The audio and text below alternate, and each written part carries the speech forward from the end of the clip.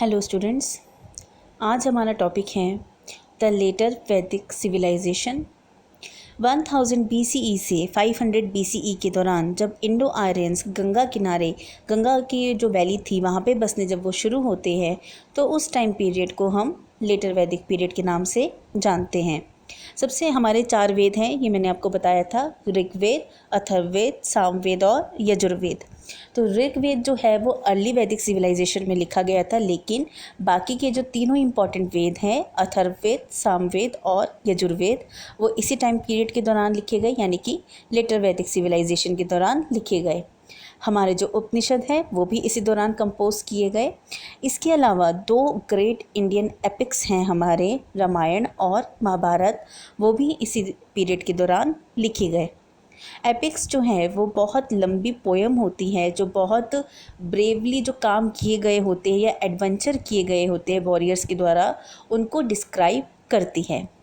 Historians इस period को, यानी कि द लेटर वैदिक सिविलाइजेशन को, एपिक एज भी कहती हैं, क्योंकि एपिक्स लिखे गए और एपिक्स जो है वो बहुत इम्पॉर्टेंट हैं।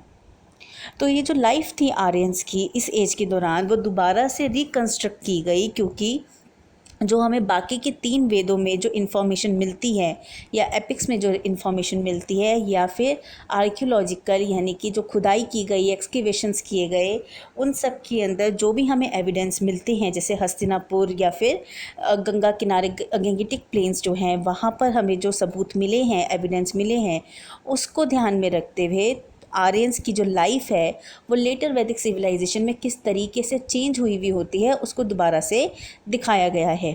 इस दौरान हमें पता चला है कि ये आयरन का भी इस्तेमाल करना शुरू कर चुके थे। अब आपका नेक्स्ट टॉपिक है इनकी सोशल लाइफ, यानी कि लेटर वैदिक सिविलाइजेशन में इनकी सोशल लाइफ किस तरीके से हो गई थी। अब है सबसे पहले क्लासिफिकेशन ऑफ सोसाइटी। अर्ली वैदिक सिविलाइजेशन में आपने पढ़ा था कि 4 वर्ण बने थे। ये वर्ण जो थे ये काम के आधार के ऊपर बने थे, यानी कि अगर कोई व्यक्ति वेद का ज्ञान रखता है, पढ़ाई लिखाई करता है या फिर पढ़ाता है, उसको ब्राह्मण कहा जाता था। जो व्यक्ति सुरक्षा करता था, लोगों की रक्षा करता था, उसको क्षत्रिय कहा जाता था। जो व्यक्ति व्यापार करता था या खेतीबाड़ी करता था उसको, या फिर कोई आर्टिस्ट था, उसको वैश्य कहा जाता था। और जो ये अपर तीनों सेक्शन की सेवा करता था उसको शूद्र कहा जाता था। तो ये जो 4 वर्णों का सिस्टम था वो अर्ली वैदिक सिविलाइजेशन में बहुत सिंपल था। अगर कोई चेंज करना भी चाहे, कि अगर कोई ब्राह्मण का बच्चा है और वो अपने आप को चेंज करके क्षत्रिय बनना चाहता है तो क्षत्रिय बन सकता था। लेकिन अब हम लेटर वैदिक पीरियड के बारे में पढ़ रहे हैं, तो लेटर वैदिक पीरियड में आते आते ये जो 4 वर्ण हैं ये बहुत ज़्यादा रिजिड हो जाते हैं और बहुत ही हेरिडिटरी बन जाते हैं।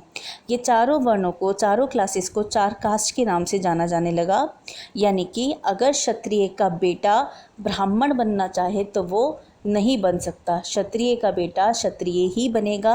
ये कंफर्म हो गया। अगर किसी बच्चे ने जिस कास्ट के अंदर जन्म लिया है वो उसी कास्ट का जो ऑक्यूपेशन है उसको अपनाएगा, वो दूसरे कास्ट को ऑक्यूपेशन नहीं अपना सकता, चाहे उसके अंदर दूसरे कास्ट के ऑक्यूपेशन को अपनाने की काबिलियत कितनी भी क्यों ना हो।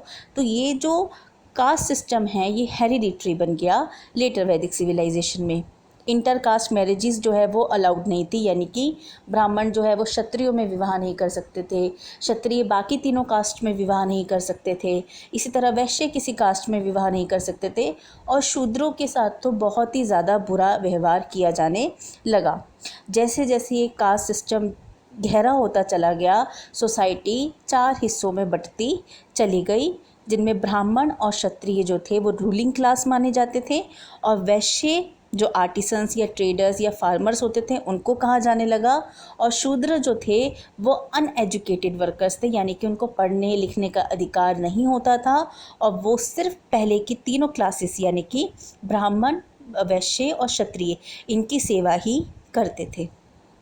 तो इस तरीके से लेटर वैदिक सिविलाइजेशन में हम देखते हैं कि सोसाइटी किस तरीके से रिजिड हो जाती है और किस तरीके से डिवाइडेड हो जाती है।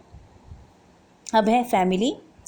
जो जॉइंट फैमिली का सिस्टम था वो वैसा ही चलता रहा जैसा अर्ली वैदिक सिविलाइजेशन में चलता था, लेकिन इस समय जो बेटे का जन्म है वो बहुत ज़ोर शोर से मनाया जाने लगा कि बेटा ही सबके घर में पैदा हो। बेटे के जन्म को सबने वेलकम करना शुरू किया। जो औरत की यानी कि विमेन की जो पोजीशन थी वो बहुत ख़त्म हो गई, बहुत डिक्लाइन हो गई। हम लोग देखते हैं अर्ली वैदिक सिविलाइजेशन में कि विमेन की पोजीशन बहुत अच्छी होती है, वो स्वयंवर करती है, अपना हस्बैंड जो है खुद चूज़ कर सकती है, असेंबलीज़ में पार्टिसिपेट करती है, पॉलिटिकल असेंबलीज़ में पार्टिसिपेशन दिखाती है। लेकिन लेटर वैदिक सिविलाइजेशन तक आते आते उनकी जो कंडीशन है वो डिक्लाइन की तरफ चली जाती है, वीक हो जाती है, आदमियों से उनको कमतर आका जाने लगता है, वो अब असेंबलीज़ में पार्टिसिपेशन नहीं दिखाती है। उनका सबसे इम्पॉर्टेंट काम जो माना जाता है वो यही माना जाता है कि वो अपने हस्बैंड और अपने घर की देखभाल करे। इसके अलावा उनको और किसी भी काम में पार्टिसिपेशन नहीं दिखाई जाती। हाँ, जो रिलीजियस सेरेमनीज़ में उनकी पार्टिसिपेशन थी वो अभी भी चल रही थी कि अगर हस्बैंड को पूजा करनी है तो उनके साथ उनकी वाइफ का होना ज़रूरी है। लेकिन ये टाइम पीरियड पे हम देखते हैं जो औरतों की पोजीशन है वो काफ़ी हद तक कमज़ोर पड़ जाती हैं। बच्चों, अब आप यहाँ पे देखो, एक डिड यू नो दिया हुआ है, ये इम्पॉर्टेंट है डिड यू नो। तो मैं आपको ये भी समझा देती हूँ कि उस दौरान जो है अश्वमेध यज्ञ किया जाता था। उस समय बहुत टाइप के यज्ञ होते थे जिनमें अश्वमेध यज्ञ जो है एक इम्पॉर्टेंट यज्ञ होता था। ये राजा की जो पोजीशन है कि वो कितनी स्ट्रॉन्ग है ये दिखाने के लिए किया जाता था। तो राजा जब ये यज्ञ करता था तो एक घोड़े को वो डेकोरेट करता था और अपना एक साइन, एक एम्बलम जो है वो उसके ऊपर लगा देता था और उसको फ्री कर देता था कि वो घूमे, अलग अलग राज्यों में जाए, और जिस जिस राज्य में वो फ्री होकर घूमता था वो राज्य जो है उस राजा के अंडर चले जाते थे जिसने उस घोड़े को छोड़ा है और जो यज्ञ कर रहा है।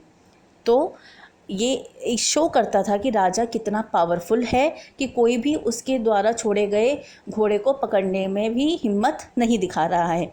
अगर कोई राजा उस हॉर्स को पकड़ लेता था, उस घोड़े को पकड़ लेता था, तो दोनों राजाओं के बीच में युद्ध होता था और जो राजा जीत जाता था वो हारे हुए राजा की टेरिटरी को अपने में मिला लेता था। तो इसीलिए ये अश्वमेध यज्ञ जो है वो उस समय बहुत इम्पॉर्टेंट थे। बाकी का चैप्टर बेटा हम बाकी क्लास में नेक्स्ट वीडियो में पढ़ेंगे। Thank you.